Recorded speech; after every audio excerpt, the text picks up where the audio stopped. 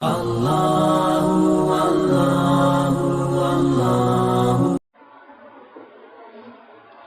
معنی تو اس کے یہ ہیں، نظر بر قدم، اپنی نگاہوں کو نیچے رکھو، نگاہوں کی حفاظت کرو۔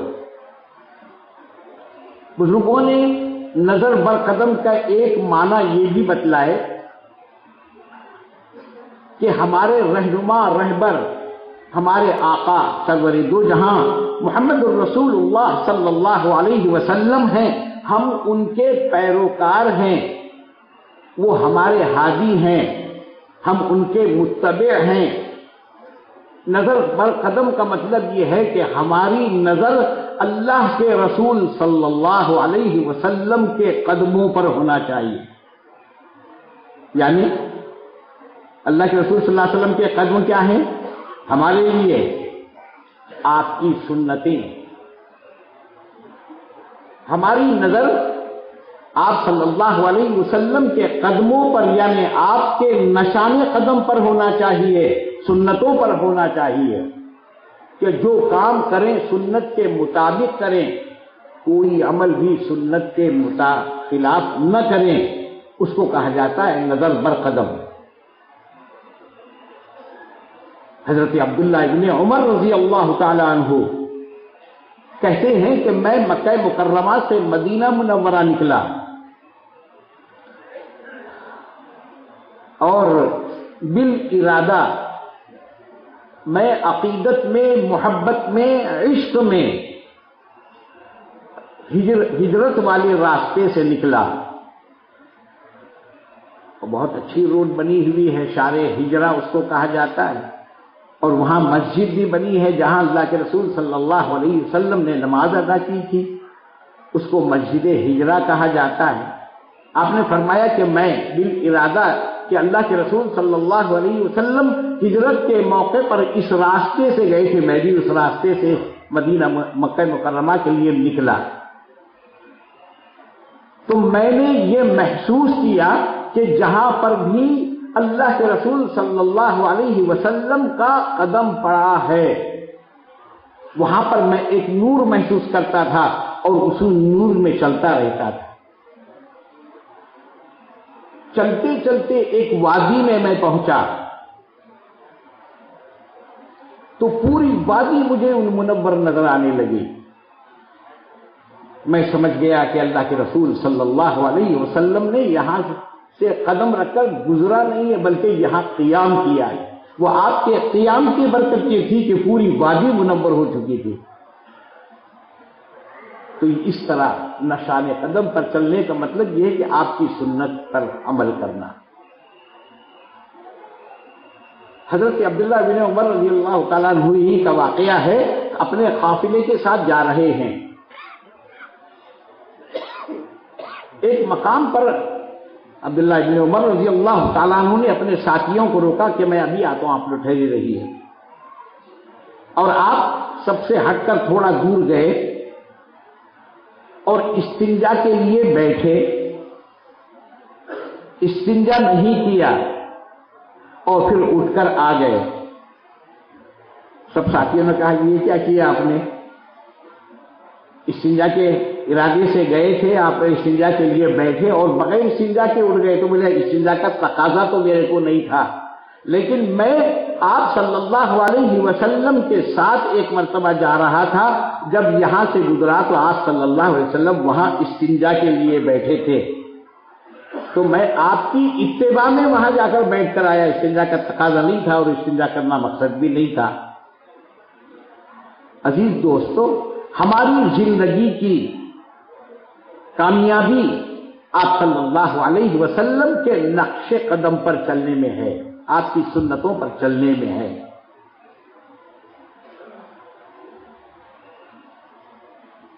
جو لوگ ابتدائی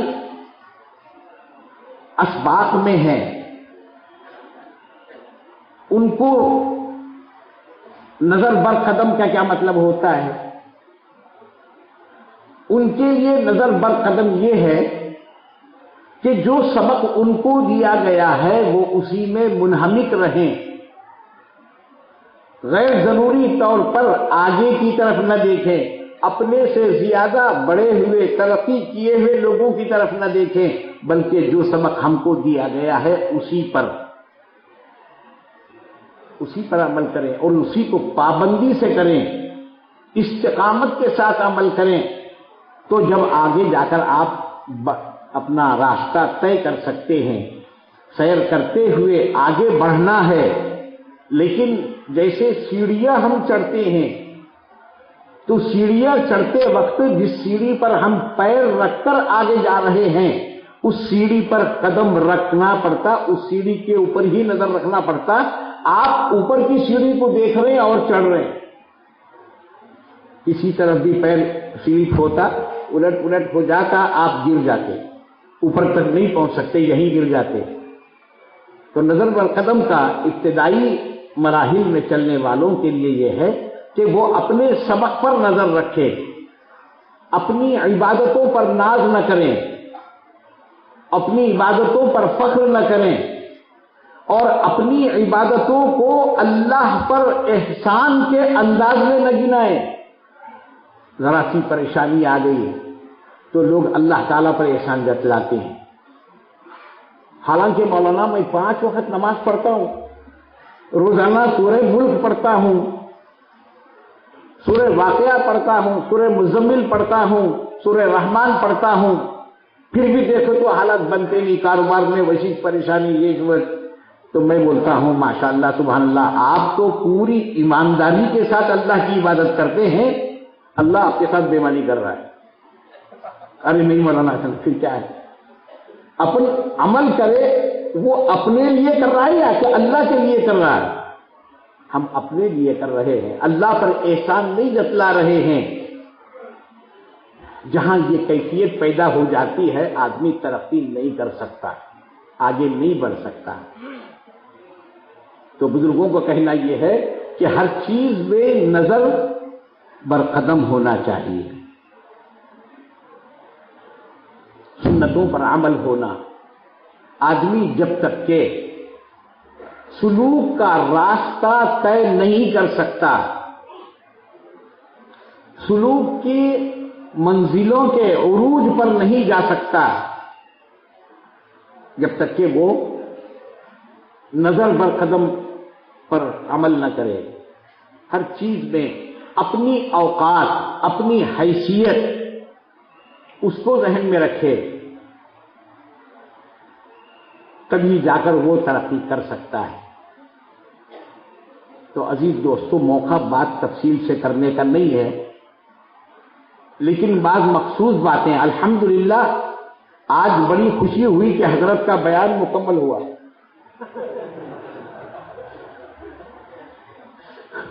پوری کوششوں کے باوجود کبھی آدھا ہو جاتا تھا، کبھی پون ہو جاتا تھا، پون بھی ہو گیا تو بڑی غنیمت کی بات تھی۔ الحمدللہ آج وحدت الوجود اور وحدت الشہود دونوں بھی پائے تکمیل کو پہنچ گئے۔ الحمدللہ بات کھل کر سامنے آئی اور مستقل الحمدللہ اپنے اکابرین سے آپ ہر زاویے سے یہ اپنی پوری زندگی کے ہر مرحلے میں جو ہم کو عمل کرنا چاہیے، جس راستے پر ہم قدم رکھ رہے ہیں وہ قدم رکھے ہیں اللہ کو پانے کا قدم ہے، اور اللہ کو پانے کے لیے ہم کو کیا کیا کرنا پڑے گا وہ ساری باتیں تفصیل سے آئی ہیں۔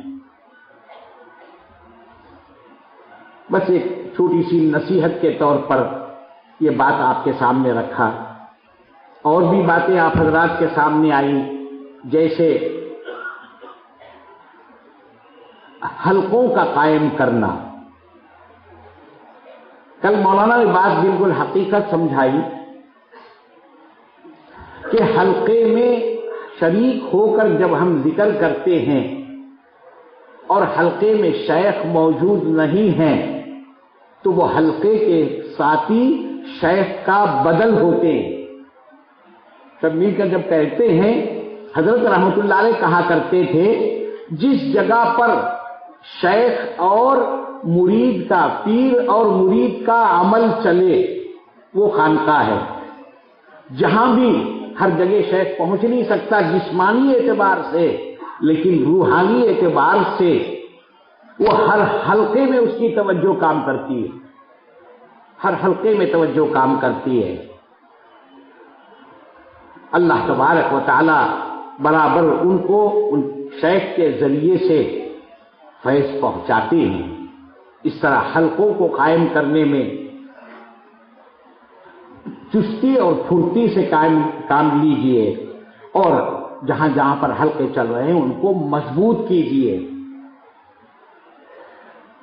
اللہ تبارک و تعالی کا بڑا فضل ہے، ایسے بہت سارے مساجد میں جہاں ہم جا کر ذکر کرنا چاہتے تھے تو لوگ بولتے تھے نہیں یہ کام نہیں ہوا، تمہارے گھر میں کرو، کس کے بھی گھر میں کرو، یا مسجد میں نہیں کرنا یہ کام۔ آج اللہ تبارک و تعالیٰ نے ان کے دلوں میں ذکر کی اہمیت، ذکر کی محبت، یوں سمجھیے کہ خود اپنی محبت ڈالی ہے۔ لوگ ہم کو آ کر دعوت دے رہے ہیں کہ حضرت ہماری مسجد میں ذکر کا حلقہ قائم کیجیے، حضرت ہماری مسجد میں پروگرام لیجیے۔ یہ اللہ کا فضل ہے کہ نہیں ہے؟ یہ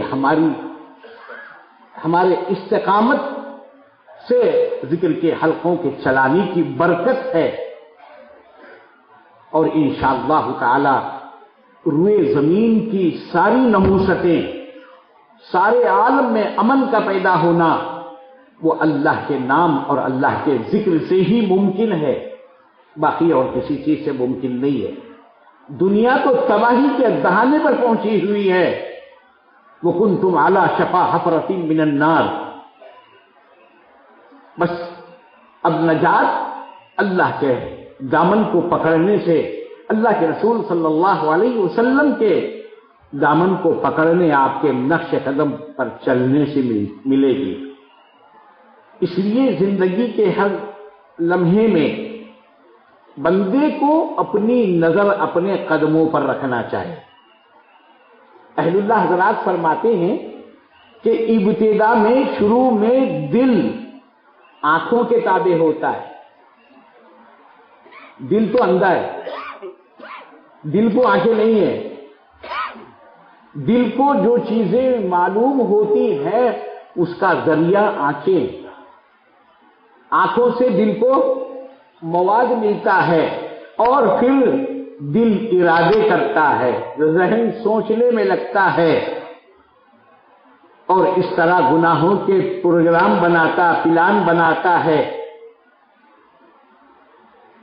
اگر بندہ اپنی نظر قدموں پر رکھے تو دل کو کوئی مواد نہیں ملے گا، ذہن اور دل بالکل خالی ذہن جمعیت کے ساتھ، دل میں جمعیت رہے گی، نگاہیں منتشر نہیں ہوں گی، اور دل میں بھی جمعیت اور ذہن میں بھی جمعیت رہے گی، تب آدمی جا کے سلوک کے راستے کو طے کر سکتا ہے۔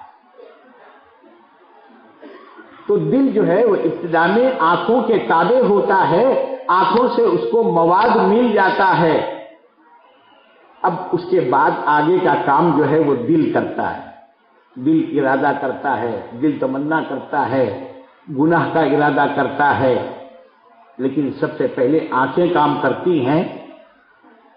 آنکھوں میں اشارے ہو گئے، ہم تمہارے ہو، تم ہمارے ہو گئے، آنکھوں کا ہی کام ہے نا۔ تو اس لیے بزرگوں نے فرمایا نظر بر قدم، اپنی زندگی کے ہر موڑ پر، ہر لمحے اپنے قدموں پر نظر رکھو، آنکھوں کو کوئی مواد گناہ کی طرف مائل ہونے کا، گناہ کے سوچنے کا کوئی موقع نہ دو، اور آپ صلی اللہ علیہ وسلم کے سنتوں پر عمل کرو۔ جب یہ ہم عمل کرتے رہیں گے تو انشاءاللہ تعالی ہمارا سلوک طے ہوگا۔ اگر اس نوعیت سے نہیں چلیں گے تو سلوک کا طے ہونا مشکل ہے۔ جی اللہ تبارک و تعالیٰ کی جیسے ذات اور اللہ تبارک و تعالیٰ کے صفات مولانا نے بہت تفصیل سے سمجھایا، اسی طریقے سے اللہ تبارک و تعالیٰ کی شان میں کہا جاتا ہے شیونات، کل یوم هو فی شان۔ اللہ تبارک و تعالیٰ کے ہر موقع پر بندوں پر جو توجہ ہوتی ہے، ہر موقع پر ایک نیا عالم اس کی توجہ کا ہوتا ہے۔ اللہ تعالیٰ کی ہر مرتبہ بندے کی طرف نظر پڑے تو ایک نئی شان بندوں کے اوپر اللہ تعالیٰ کی واضح ہوتی ہے۔ اللہ تبارک و تعالیٰ کی ذات اور اللہ تبارک و تعالیٰ کی صفات اور شیونات الہیہ، اللہ تبارک و تعالیٰ کے نظر بندوں پر، اللہ کی شان بندوں پر، اللہ کی نظر بندوں پر، یہ تینوں چیزیں بھی ذات سے تعلق ہوتا ہے، اللہ کی صفات سے تعلق ہوتا ہے، پھر اللہ تبارک و تعالیٰ کے جو کمالات بندوں کے ساتھ ہوتے ہیں اس سے بھی تعلق پیدا ہو جاتا ہے، جب جا کر بندہ سلوک طے کرتا ہے۔ اللہ تبارک و تعالیٰ ہم سب کو اپنے بزرگوں سے سنے ہوئے تمام نصیحتوں پر عمل کی توفیق عطا فرمائے۔ شریف کا کہتا ہے